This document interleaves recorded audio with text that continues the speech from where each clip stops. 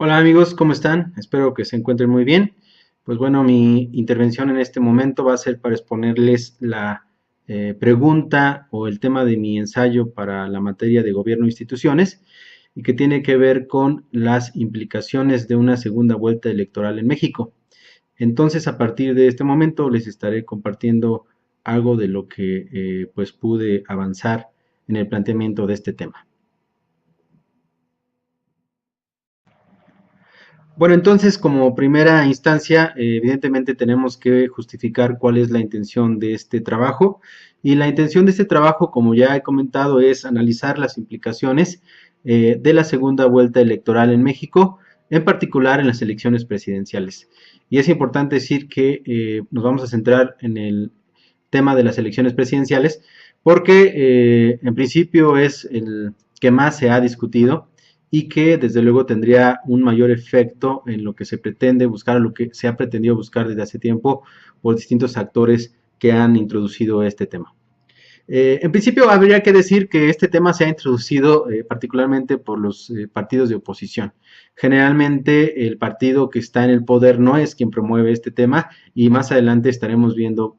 precisamente por qué es que son los de oposición los que presentan generalmente esta propuesta. En particular, incluso hay hasta una propuesta de parte del Partido de la Revolucionaria Institucional, del PRI, en el año 2007, lo cual muestra que ya han sido prácticamente todos los partidos los que lo han promovido. Bueno, primero para poder entrar en contexto, habría que decir que es la segunda vuelta electoral. La segunda vuelta electoral es un procedimiento para la elección presidencial que establece un umbral mínimo de votos alcanzados para que un candidato sea declarado ganador y que en caso de que no ocurra este umbral mínimo de votos, prevé un mecanismo alternativo en caso de que ningún candidato supere este umbral. Es decir, el sistema electoral es un sistema que se articula potencialmente en dos momentos diferenciados para la elección. Es decir, hay de manera explícita la posibilidad de que se vote en primera instancia y en caso de que no se cumpla el umbral, se pueda proceder a una segunda votación. Para el caso en que estemos analizando la elección presidencial y con el objetivo en particular por el cual se proponen las segundas vueltas electorales, tenemos tres opciones básicamente. Hay que decir que estas opciones se refieren a aquellas en las que se pretende alcanzar mayorías, entonces se les llama opciones mayoritarias. La primera opción es la mayoría relativa calificada, que en términos generales se refiere a que los que se consideren ganadores o los que aspiren a considerarse ganadores deberán superar un umbral que generalmente en algunos países ha sido del 40 o 45%. Si sobrepasan ese umbral ya pueden ser declarados ganadores. Hay algunos casos particulares en donde aunque no superen ese umbral, pero sí superen un nivel máximo de 10 puntos, perdón, cuando menos de 10 puntos porcentuales por encima de su siguiente competidor, ya también pueden ser declarados triunfadores. Este es el caso que se le conoce como mayoría relativa calificada. También existe el caso de la doble ronda electoral, en donde lo que se está buscando, lo que se pretende, es que solo acudan a una segunda ronda de votaciones los candidatos que obtuvieron la mayor cantidad de votos. Es decir, los dos mayores los dos que alcanzaron el nivel mayor de votación son los que en este caso acudirían a la siguiente ronda de votaciones. Y por último existe la opción del voto alternativo,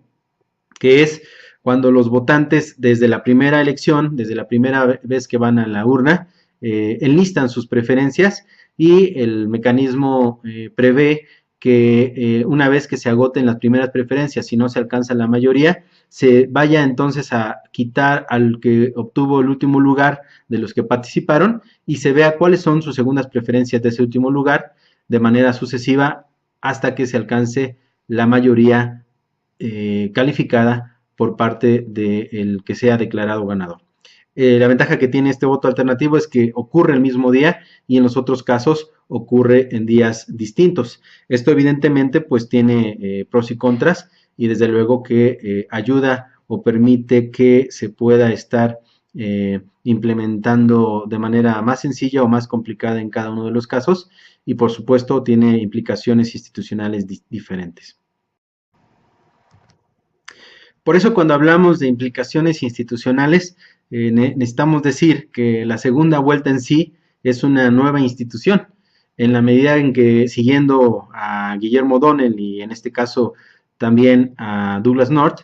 la segunda vuelta se convierte en una nueva regla y es una regla trascendental para el sistema electoral y de partidos. También es una regla que habilita y deshabilita actores en la toma de decisiones. Por otra parte, también O'Donnell habla de que las instituciones inducen pautas de representación. Desde luego que una segunda vuelta electoral, uno de los principales aspectos y de sus fortalezas a su vez, es que garantiza una representación muy cercana a la real, dado que en las primeras vueltas los electores se ven invitados, se ven incentivados a votar realmente por su primera preferencia, y eso desde luego que tiene implicaciones en las pautas de representación. En otro sentido, también estabilizan las expectativas de los actores, ya que una de las principales consecuencias de la segunda vuelta electoral es que crece el número de partidos políticos reales en competencia y a su vez pues facilita la pluralidad o un sistema de partidos de mayor número, y por tanto eso invita a los actores a que puedan continuar con el juego democrático, es decir, estabiliza sus expectativas en cierto sentido. Y por otro lado también alargan los horizontes de tiempo de los actores. Es un sistema en donde no hay perdedores definitivos y que pues al favorecer el multipartidismo hace que los actores vean este sistema como un sistema de largo plazo y por tanto amplían su horizonte de tiempo. Estos son, desde luego, algunos de los elementos de las implicaciones institucionales de manera directa de la segunda vuelta electoral. Ahora lo que quiero es comentarles un poco lo que va a ser en principio mi argumento para abordar el ensayo. Y pues el argumento es que en un sistema de segunda vuelta electoral se facilita el proceso de consolidación democrática a mediano y a largo plazo. Esto es, en principio, porque facilita el intercambio y la negociación de los actores políticos de origen y en cada ciclo electoral. Es decir, que en cada elección va a haber incentivos para que los actores se pongan de acuerdo, al menos entren en plática, en conversación, y eso ya en sí sería una gran ventaja. En segundo aspecto es que modera el discurso y la competencia electoral, porque evidentemente los actores van a tener cuidado de no herir, de no excederse para poder aspirar a lograr acuerdos con sus, en este caso, partidos aliados. Por supuesto, también favorece el pluralismo y el multipartidismo, y aunque esto tiene efectos negativos en algún sentido en la gobernabilidad en el corto plazo, también hay que decir que favorece una real representatividad de la sociedad y por tanto el que más actores puedan participar del proceso de toma de decisiones. Finalmente, hay que decir que, como ya comentamos anteriormente, un sistema de segunda vuelta electoral estabiliza las expectativas de los actores políticos al saber que están en un sistema en donde en cualquier momento cualquiera de ellos puede resultar beneficiado y que además su porcentaje de votación va a estar siempre representado en las primeras rondas. Por supuesto que hay opositores a esta posibilidad.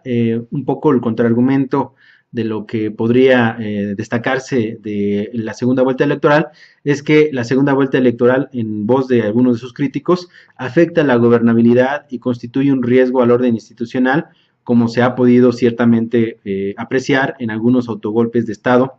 en Perú y en Chile, y en algunas crisis institucionales en otros países, como por ejemplo en Argentina.